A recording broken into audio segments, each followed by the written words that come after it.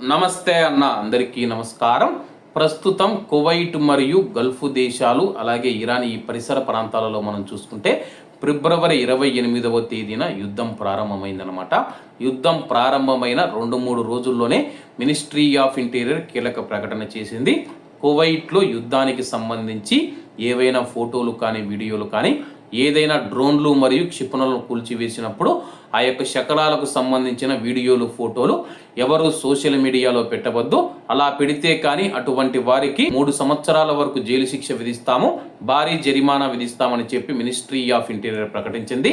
కానీ కొంతమంది వినకుండా మనం చూసుకుంటే కానీ సోషల్ మీడియాలో అయితే ఫోటోలు మరియు వీడియోలు అలాగే డ్రోన్లు కూలిపోయినప్పుడు కానీ అలాగే ఆకాశంలో డ్రోన్లు మరియు క్షిపణులు వచ్చినప్పుడు వీడియోలు పెట్టారన్నమాట.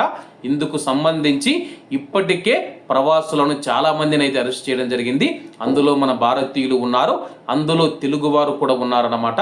ప్రస్తుతం మనం చూసుకుంటే కొంతమంది తెలుగువారిని కూడా కువైట్ అధికారులు అరెస్ట్ చేసి జైల్లో అయితే పెట్టడం జరిగిందనమాట.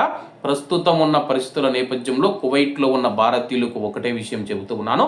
ఇప్పటికే చాలామంది వీడియోలు డిలీట్ చేశారు, కానీ ఇంకా కొంతమంది అయితే కానీ సైరన్లు మోగుతూ ఉన్నప్పుడు కానీ లేకపోతే ఏదైనా శబ్దాలు వినిపించినప్పుడు ఆ యొక్క శబ్దాలకు సంబంధించి కానీ సైరన్లు మోగుతూ ఉన్నప్పుడు మా ఏరియాలో ఇప్పుడే సైరన్లు మోగుతూ ఉన్నాయి, ఇరాన్ దాడులు చేస్తూ ఉందని చెప్పేసి వీడియోలు అయితే పెడుతూ ఉన్నారన్నమాట.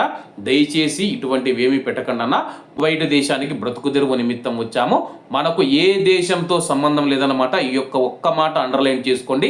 ఇరాన్తో కావచ్చు, ఇజ్రాయిల్తో కావచ్చు, అమెరికాతో కావచ్చు మనకు ఎటువంటి సంబంధం లేదు. ఎవరి ఇబ్బందులు వాళ్ళు పడుతూ ఉన్నారు, మన ఇబ్బందులు మనం పడుతూ ఉన్నామన్నమాట. కాబట్టి ఏదైనా ఏ దేశానికి అనుకూలంగానైనా సరే కానీ లేకపోతే యుద్ధానికి సంబంధించిన ఫోటోలు వీడియోలు పెడితే కానీ మీరు జైలు పాలవ్వాల్సి ఉంటుంది. అలాగే చాలామంది అడుగుతారు ఈ వీడియోలు పెట్టడం వల్ల ఎటువంటి ఇబ్బంది వస్తూ ఉందని చెప్పేసి. మనం ఈ వీడియోలు పెట్టడం వల్ల పలానా ప్రదేశానికి మేము ఒక డ్రోను లేదా క్షిపణి పంపిస్తే అది పేలకుండా పోయింది, లేకపోతే పలానా టార్గెట్ను ఛేదించింది, ఆ చుట్టుపక్కల ఇంకా ఏమేమి టార్గెట్లు ఉన్నాయని చెప్పేసి శత్రు దేశానికి మనం సమాచారం అందించినట్లు అవుతుంది. కాబట్టి ఇది కువైట్ దేశం మనం చూసుకుంటే దీనిని నిషేధించడం జరిగింది. కాబట్టి కువైట్లో ఉన్న మన భారతీయులు యొక్క విషయాన్ని గమనించండి. ఒక చిన్న తప్పు మనం చూసుకుంటే మన యొక్క జీవితాన్ని ప్రస్తుతం అయితే తలకిందులు చేస్తూ ఉంది.